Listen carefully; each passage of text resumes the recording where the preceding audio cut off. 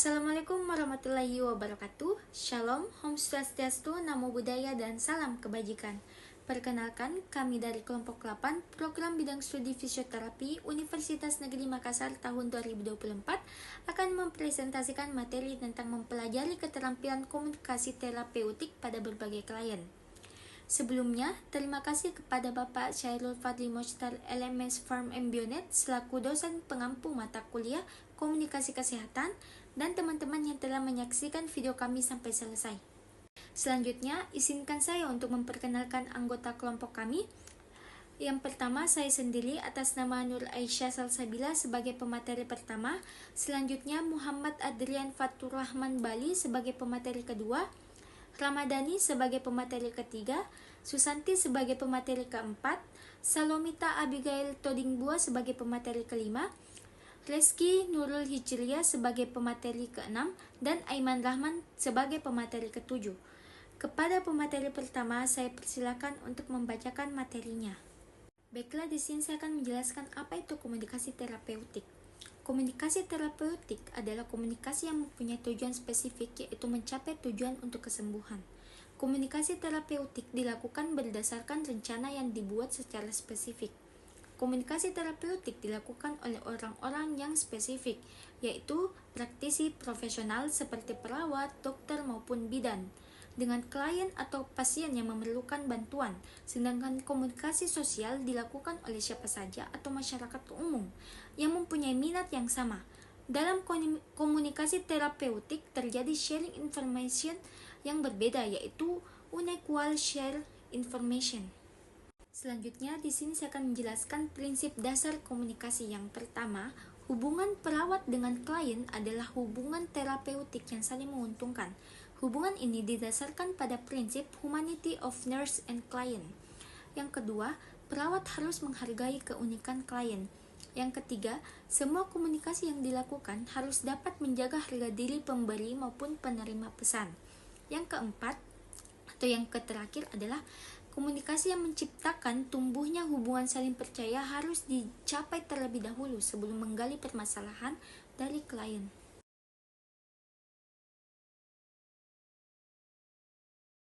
Materi selanjutnya yaitu komunikasi terapeutik pada klien anak.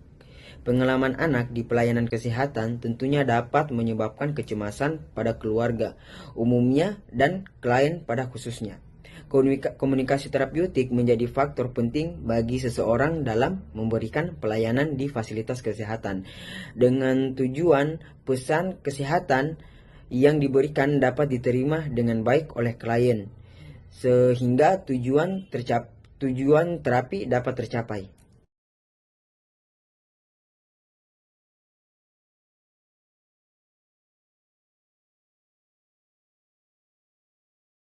Baik, selanjutnya itu teknik-teknik komunikasi yang dapat digunakan pada klien anak.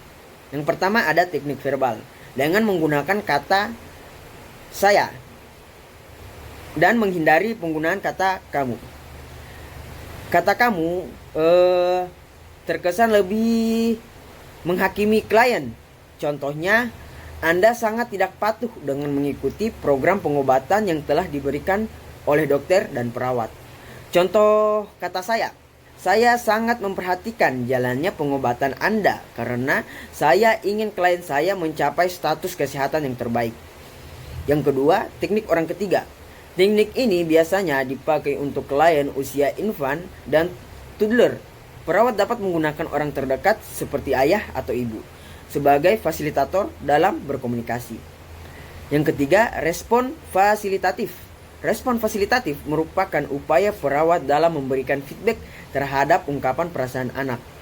Yang keempat, storytelling atau bercerita. Anak-anak sangat menyukai cerita. Dengan menggunakan cerita, harapannya pesan dapat diterima lebih mudah oleh anak.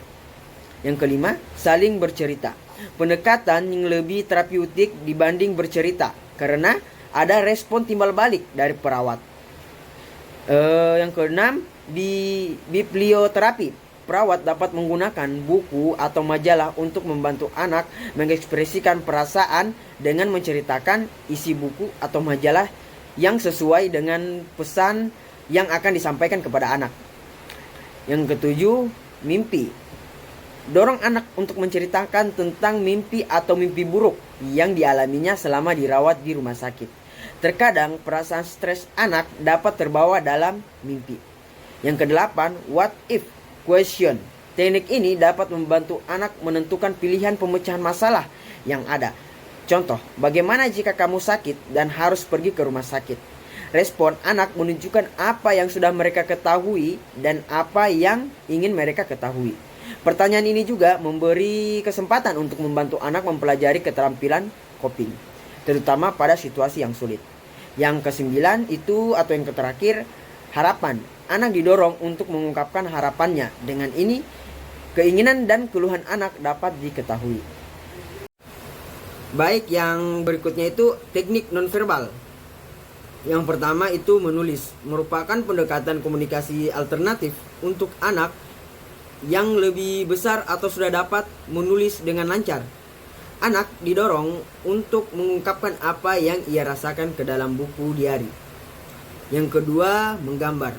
Merupakan salah satu bentuk komunikasi paling sesuai dengan anak secara nonverbal dari melihat gambar maupun verbal dari cerita anak tentang gambar. Yang ketiga itu magis atau sulap. Gunakan trik sulap sederhana untuk membantu dalam membina hubungan dengan anak, mendorong kepatuhan dengan intervensi kesehatan dan memberikan distraksi efektif selama prosedur yang menyakitkan. Yang terakhir atau yang keempat, bermain. Anak menunjukkan jati diri mereka melalui aktivitas bermain. Bermain yang dimaksud di sini adalah bermain terapeutik yang dapat memberikan manfaat pada ligamen keperawatan. Contohnya itu seperti meniup balon untuk anak yang sedang penyakit asma.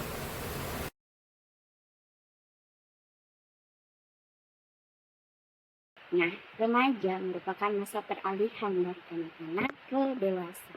Ini mungkin terjadi berbagai perubahan nih, mulai dari aspek fisik, kognitif, emosional, sosial, serta moral.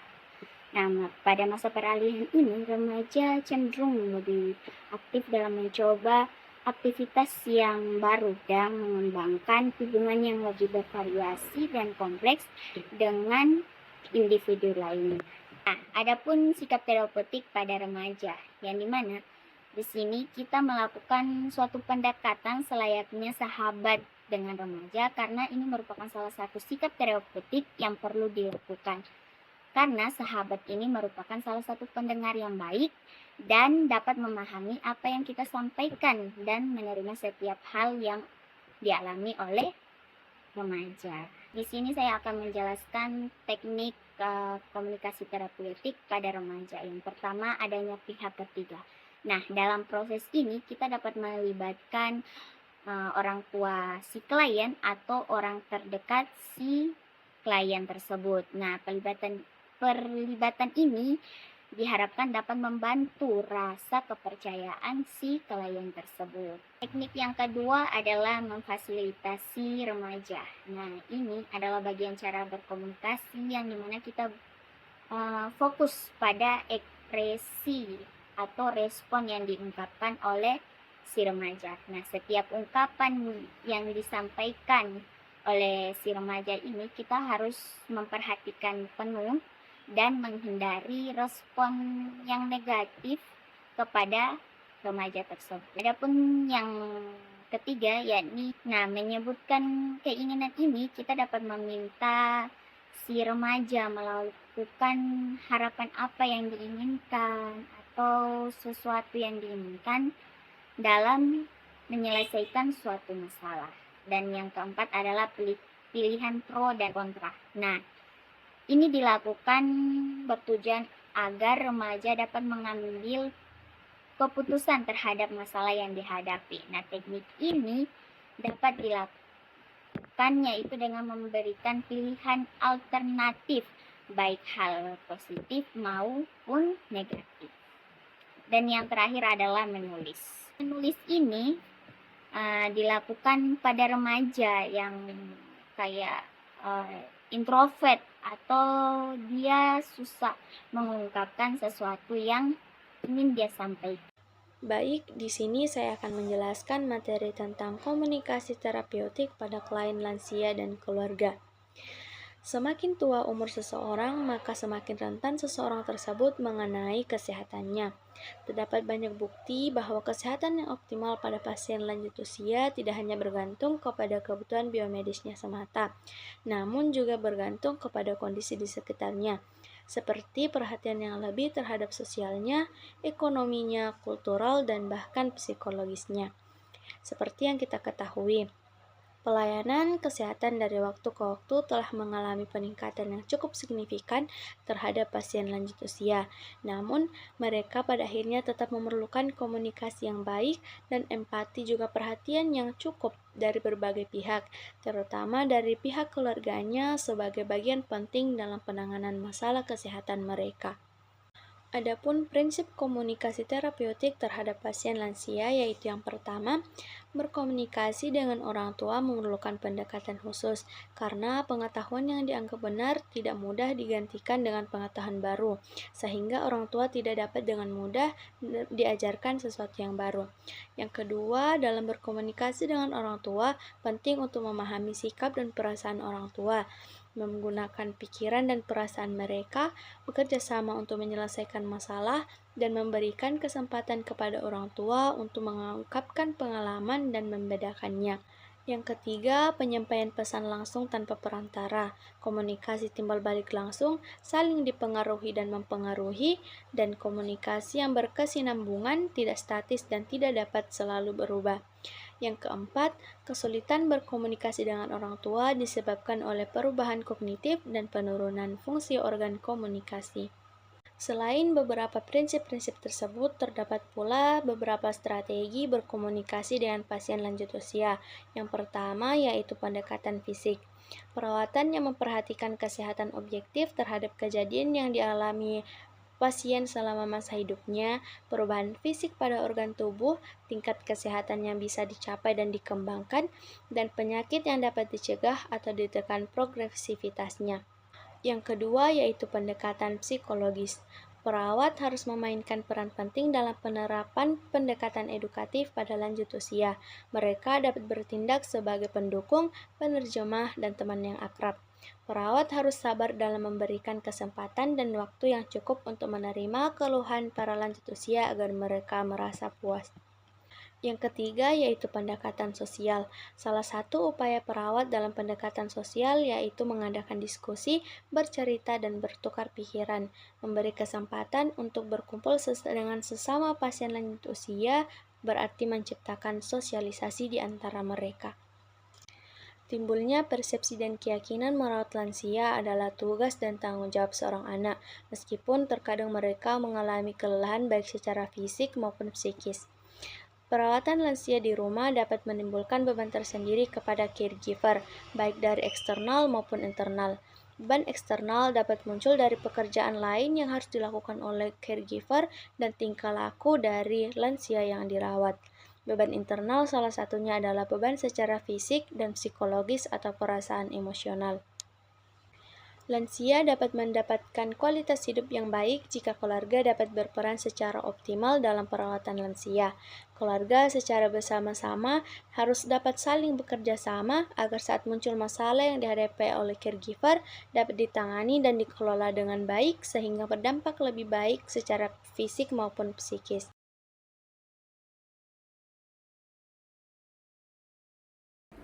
Baik, selanjutnya kita akan masuk ke dalam komunikasi terapeutik pada klien dewasa. Yang pertama yaitu model yang digunakan dalam melakukan komunikasi terapeutik dengan orang dewasa. Yang pertama yaitu model Shannon atau Verhoeven. Model ini sering disebut sebagai model metamatis atau model teori informasi. Yang kedua yaitu model komunikasi atau Leary. Model komunikasi ini menekankan adanya proses transisional atau multidimensi yang mana terdapat pengaruh hubungan interaksi di antara dua pihak yang berkomunikasi. Yang ketiga yaitu model interaksi King. Model ini memberi penekanan terhadap proses komunikasi perawat dengan klien dewasa. Yang keempat yaitu model komunikasi kesehatan.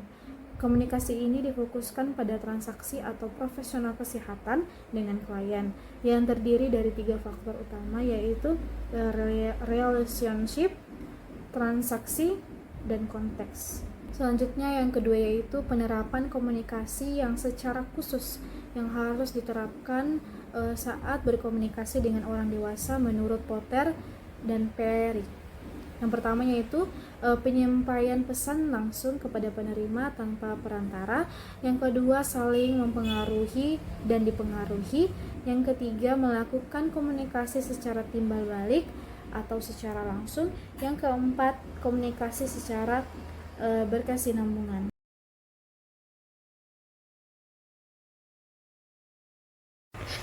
Di sini saya akan menjelaskan komunikasi terapeutik pada klien penyakit kronis.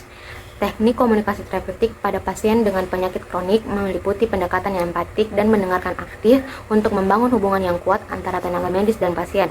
Penyakit kronik adalah kesehatan yang berlangsung lama yang seringkali tidak dapat disembuhkan. Penyakit ini dapat seperti hipertensi, diabetes, dan gagal jantung. Teknik terapeutik pada klien penyakit kronis yaitu yang pertama, berbicara dengan tema yang jelas dan terbatas. Pada pasien dengan penyakit kronik, informasi yang disampaikan harus mudah dipahami dan tidak membingungkan. Oleh karena itu, sebaiknya pembicaraan difokuskan pada tema yang jelas dan terbatas, agar pasien dapat mengikuti dengan mudah dan tidak merasa kewalahan. Yang kedua, ada hindari istilah yang membingungkan klien. Usahakan menggunakan kata pengganti yang lebih mudah dimengerti, seperti contoh, gambar, dan simbol. Banyak pasien tidak familiar dengan istilah medis yang kompleks, sebaiknya gunakan bahasa yang sederhana atau contoh yang mudah dipahami untuk menjelaskan kondisi perawatan yang diperlukan. Yang ketiga, berbicaralah dengan menggunakan nada yang relatif datar dan pelan. Menggunakan nada datar, lembut, dan pelan akan membantu menciptakan suasana yang tenang dan mendukung. Ini juga membantu pasien merasa lebih nyaman dengan menerima informasi, terutama bagi mereka yang mungkin cemas dan tertekan karena kondisi kesehatan mereka. Yang keempat, apabila perlu dilakukan pengulangan dan tanyakan kembali pesan untuk memastikan. Pengulangan dapat membantu memastikan bahwa pasien memahami pesan yang disampaikan. Tanyakan kembali kepada pasien untuk memastikan bahwa mereka benar-benar memahami informasi yang telah diberikan. Dan yang terakhir, berhati-hatilah dalam menggunakan teknik komunikasi nonverbal. Komunikasi nonverbal seperti ekspresi wajah, gerakan tangan, dan kontak mata sangat penting karena bisa memberikan sinyal kepada pasien tentang seberapa serius Anda memperhatikan mereka. Ekspresi wajah yang terlalu serius atau gerakan tubuh yang tidak ramah dapat menimbulkan kecemasan pada pasien.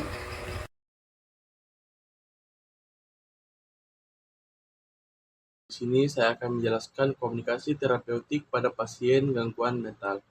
Teknik komunikasi terapeutik pada pasien gangguan mental yang pertama, pada pasien halusinasi, perbanyak aktivitas komunikasi, baik meminta pasien berkomunikasi dengan pasien lain ataupun dengan perawat. Yang kedua, pada pasien harga diri rendah, harus banyak diberikan reinforcement positif. Yang ketiga, pada pasien menarik diri, sering libatkan pasien dalam aktivitas atau kegiatan yang bersama-sama.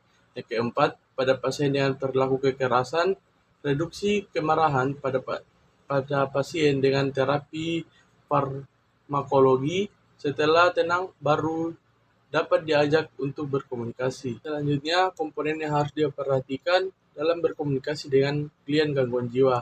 A. Support system. B. Mekanisme coping. C. Harga diri. D. Ideal diri. E. Gambaran diri. F. Tumbuh kembang. G. Pola asuh.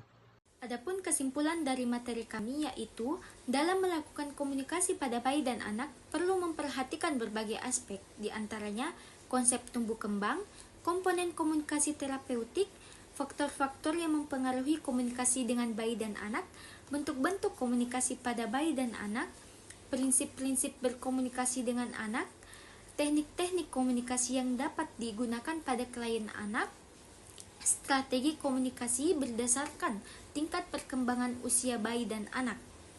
Komunikasi terapeutik juga menjadi faktor penting bagi seseorang dalam memberikan pelayanan di fasilitas kesehatan dengan tujuan pesan kesehatan yang diberikan dapat diterima dengan baik oleh klien, sehingga dapat menjadi kunci suksesnya pemberian asuhan keperawatan.